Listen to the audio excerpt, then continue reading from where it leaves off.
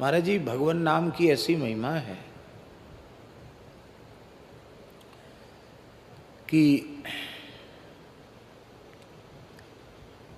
अहो बत स्वपचोतो गरीयान यज्ञ हुआग्रे वर्तते नाम तुभ्यम ते पुस्तपस्ते जुहु सस्नुरार्या ब्रह्मानुचुर नाम गृणंती ये थे। भले ही उस व्यक्ति का जन्म चांडाल कुल में ही क्यों न हुआ हो, यदि वह भगवान का शरणागत समर्पित भक्त है, उसकी जिह्वा के अग्रभाग पर भगवान नाम का नर्तन होता रहता है। श्री राम कृष्ण मुकुंद नारायण आदि पवित्र नाम जिह्वा पर नृत्य करते रहते हैं। उस स्वपचाधम का भी संपूर्ण साधन संपन्न हो गया। तेपुह तपः, उन्होंने संपूर्ण तपस्या कर ली। जुहुबुह, समस्त यज्ञ सविधि संपादित कर लिए। सस्नुह, संपूर्ण तीर्थों में स्नान कर लिया।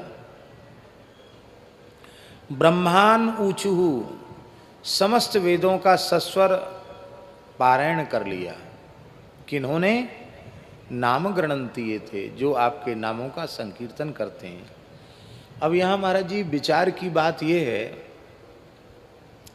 कि तप का अधिकार भी सबको नहीं है शास्त्र की व्यवस्था के अनुसार। यज्ञाधिकार भी सबको नहीं है।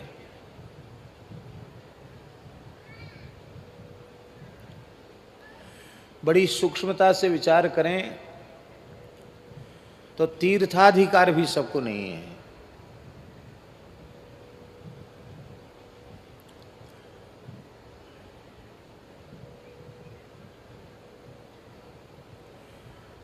वेद पाठ का भी अधिकार सबको नहीं। वर्तमान में तो अधिकार अनधिकार की बातें ही खत्म हो गई, शास्त्रीय मर्यादा और व्यवस्था के अनुसार। लेकिन आश्चर्य की बात है, जिनको अधिकार ही नहीं था इन कर्मों का, बिना अधिकार के केवल नाम का आश्रय लेने से उनके संपूर्ण कर्म अनधिकारी होते हुए भी, कितनी ऊंची बात है। कोई तपस्या बाकी नहीं है, कोई यज्ञ बाकी नहीं है, कोई तीर्थ बाकी नहीं है, वेद पारायण भी बाकी नहीं, सब कुछ हो गया। केवल नाम का संकीर्तन कर लिया, नाम का आश्रय ले लिया। अब प्रश्न है, हमारे मन में ये बात आज जब पथमेड़ा गोधाम से श्रावणी कर्म करके आ रहे थे तो राम राम करते हुए मन में यही चिंतन चल रहा था।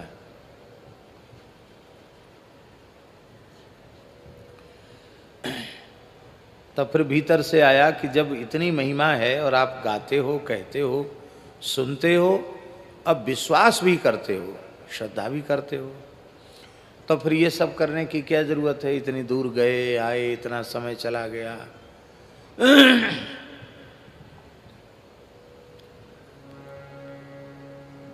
तो इसका उत्तर भीतर से आया कि भगवान नाम की महिमा तो जितनी कही गई उससे भी अनंत गुणित है, किंतु वैदिक जो धर्म है, वैदिक सदाचार है, उसको यदि नहीं किया जाएगा तो धीरे धीरे संस्कार तो लुप्त हो ही रहे हैं, फिर संस्कार कहाँ रह जाएंगे। इसलिए कोई इस कोटि का महापुरुष हो जिसे लगता हो कि अब भीतर से इन सब की बहुत ज़्यादा आवश्यकता नहीं रह गई, निरंतर भगवत चिंतन ही पर्याप्त है। लेकिन इस अवस्था पर पहुंचने के बाद भी यदि शिखा सूत्रधारी है तो उसे संध्योपासन भी करना चाहिए। उसे समस्त वैदिक धर्मों का जहाँ तक हो सके अत्यंत श्रद्धापूर्वक उसका निर्वहन भी करना चाहिए। नहीं करेगा तो फिर लोक संग्रह के लिए भी नहीं करेगा तो उससे दूसरे लोगों पर क्या प्रभाव पड़ेगा। आपको पता है ऋषि पंचमी व्रत सर्वथा विलुप्त हो चुका था, कुछ माताओं में सुरक्षित था।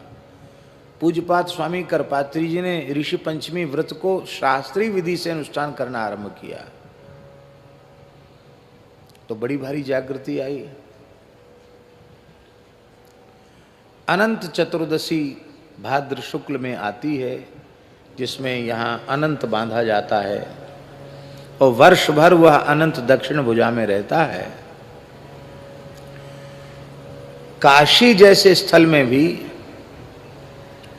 अनंत व्रत और अनंत की कथा और इसमें शिथिलता आ गई थी।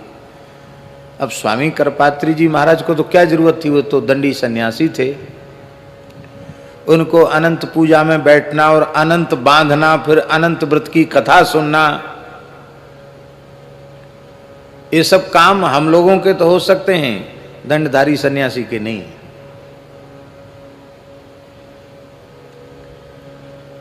लेकिन पूज्यपाद स्वामी श्री करपात्री जी महाराज ने अनंत चतुर्दशी जैसा महान व्रत लोग भूलते चले जा रहे हैं, उसकी प्रतिष्ठा के लिए विद्यालयों में बड़े पैमाने पर अनंत चतुर्दशी उत्सव, अनंत चतुर्दशी व्रत, अनंत की कथा सुनना, ये सब आरंभ किया तो आज बड़े पैमाने पर अनंत चतुर्दशी का व्रत हो रहा है। हम उपाकर्म नहीं करेंगे, हम श्रावणी कर्म नहीं करेंगे, हम संध्योपासन नहीं करेंगे, हम यज्ञ नहीं करेंगे, हम दान नहीं करेंगे, ठीक है नाम से ही सब कुछ हो जाएगा, लेकिन सनातन धर्म के ये जो विशिष्ट अंग हैं उनको यदि हम आदर नहीं देंगे तो राष्ट्र में, समाज में उन पवित्र आचार रूप वैदिक धर्मों की प्रतिष्ठा लोगों में कैसे होगी। भगवान को क्या आवश्यक है, भगवान अवतार लेते हैं, भगवान को तो क्या जरूरत है। भगवान संध्योपासन करते हैं, सूर्यार्घ भी देते हैं। सूर्य कौन है? चंद्रमा मनसो जातश्चक्षो सूर्यो अजात। भगवान की आंख ही तो है सूर्य, भगवान के नेत्र हैं सूर्य, अंग हैं। सूर्य अंग हैं, अब भगवान अंगी हैं। भगवान को सूर्य की उपासना की क्या जरूरत? सूर्योपस्थान सूर्यार्घ भगवान क्यों देते हैं? उनको गायत्री जप की क्या आवश्यकता? लेकिन आहा धन्य है, भगवान कहते हैं अपनी वाणी से, ब्रह्मन् धर्मस्य वक्ताहं कर्ता तदनुमोदिता तत्शिक्षयन् लोकमिमास्थिता पुत्रमाखिद।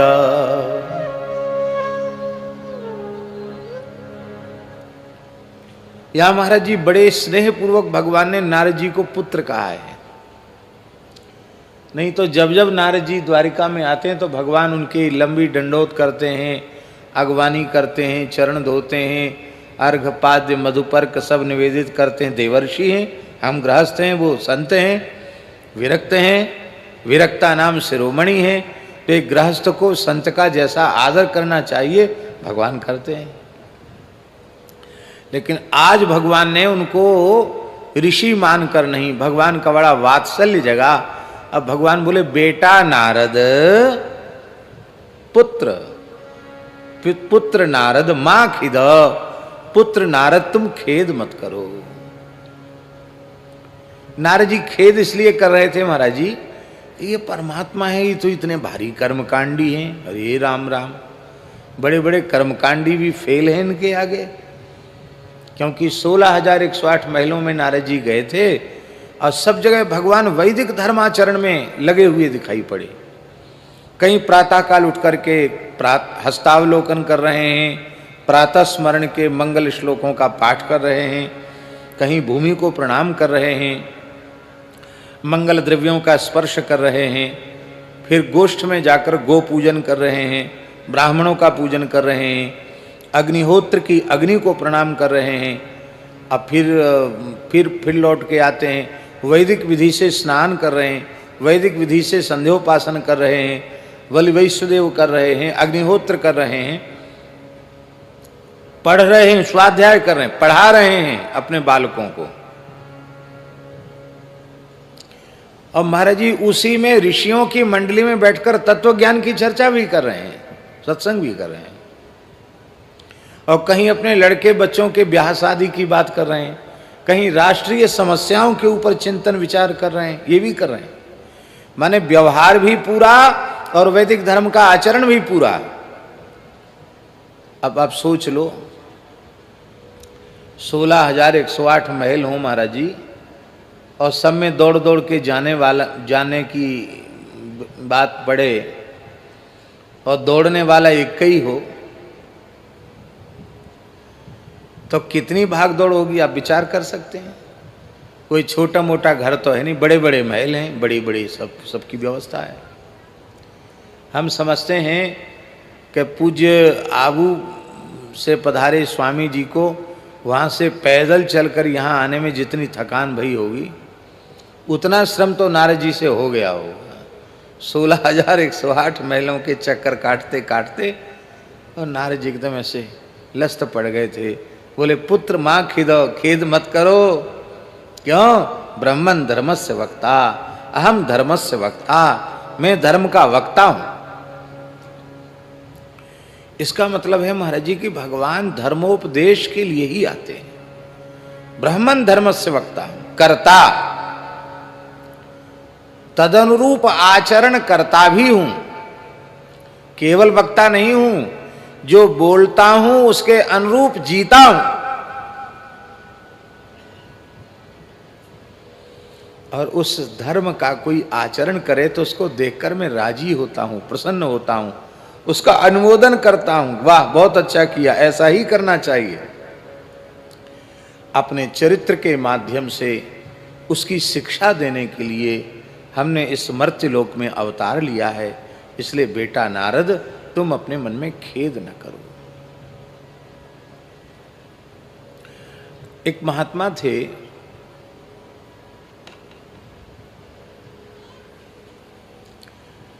परम पूज्य ब्रह्मचारी श्री रामधारी जी महाराज। हमने दर्शन नहीं किया उनका, उनकी चित्र छवि का दर्शन किया है। शुक तीर्थ में विराजते थे। वर्तमान में जो हनुमत धाम वाले ब्रह्मचारी जी हैं, परम पूज्य श्री केशवानंद सरस्वती जी, उनके पूज्य गुरुदेव।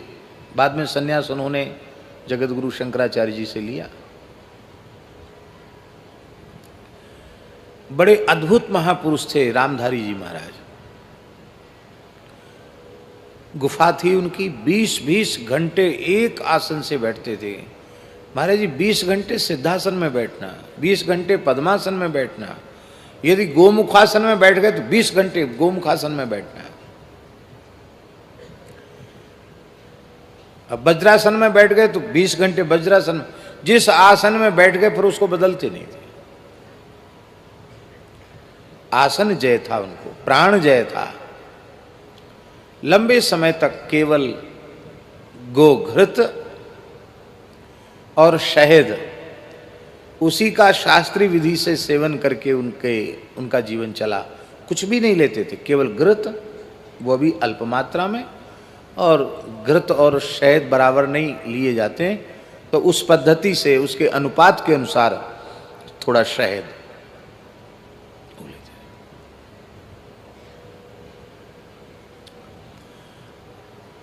बड़ा कठोर साधन किया है।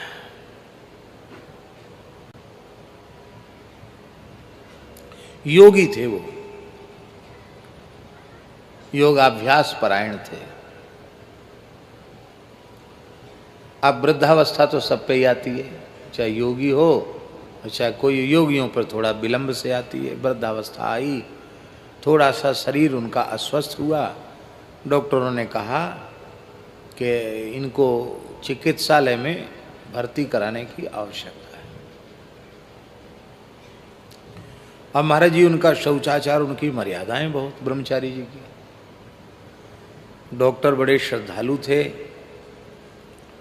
एक कक्ष को पूरे को गोबर गोमूत्र से छिड़काव किया गया, जल से धुलाया, गंगा जल का छिड़काव किया, नया तखत, नई चौकी, नया कंबल, क्यों फोम वोम पर नहीं बैठते थे, उस पर सारी व्यवस्था उनके आचार विचार के अनुरूप व्यवस्था की गई। पर शरीर इस स्थिति में था कि उनको वो शौच भी अपने आप नहीं जा सकते थे, उनको सहारे की जरूरत पड़ती थी।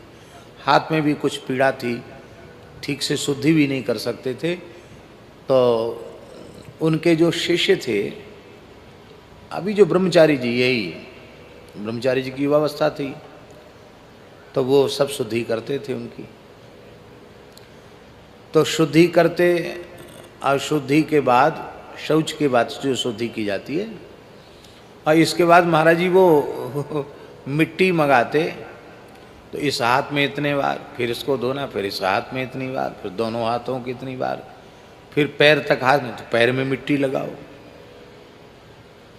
दुनिया भर की मिट्टी और पानी वहाँ हॉस्पिटल के कक्ष में ही टब रखा जाता, तो उसी में सब करते।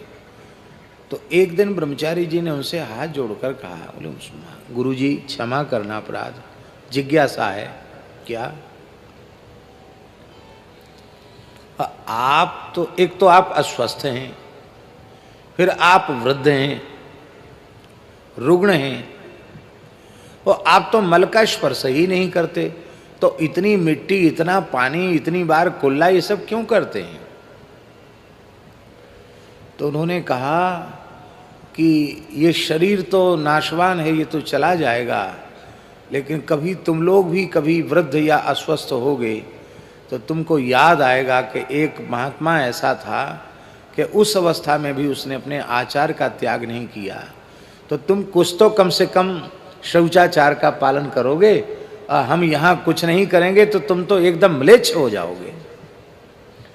इसलिए हम जानते हैं, हमें अब आवश्यकता भी नहीं रह गई है, लेकिन केवल तुम लोगों को सिखाने के लिए, तुम लोगों को प्रेरणा देने के लिए मैं इतनी मिट्टी और जल का प्रयोग करता हूँ।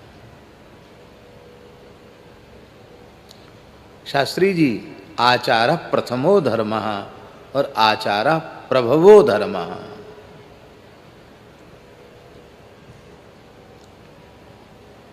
आपको सांग वेद का ज्ञान है, बहुत अच्छे पंडित हैं आप, विद्वान हैं, वक्ता हैं, पोथी पत्रा भी लिख सकते हैं आप, तमाम पुस्तकें लिख सकते हैं, सब कुछ आपके पास है। पर यदि आप स्वयं आचारहीन हैं तो आचारहीनम न पुनन्ति वेदाः, आचारहीन व्यक्ति को वेद भी पवित्र नहीं कर सकते हैं। कहते रे राम राम, वेद की ऋचाएं साक्षात भगवान का रूप है, पवित्र नहीं कर पाएंगे। बोले देखो, छंदांशेन मृत्यु काले त्यजंती, मृत्यु के क्षण में वेद की ऋचाएं उस व्यक्ति का त्याग कर देती हैं जो आचारहीन है। कैसे? बोले नीडम शकुंता इव पक्ष जाता, जैसे पंख उग जाने के बाद पक्षी घोंसले छोड़कर उड़ जाते हैं, ऐसे ही उसका ज्ञान मृत्यु के समय काम में नहीं आता। कैसी अद्भुत व्यवस्था हमारे ऋषियों ने बनाई है, उस व्यवस्था का हम आदर करें, उसमें श्रद्धा करें। आवश्यकता ना भी हो तो भी लोक संग्रह के लिए अत्यंत श्रद्धा पूर्वक उस धर्म का आचरण करें। उसी में लाभ है, उसी में भगवान का अनुग्रह है, भगवान की कृपा है।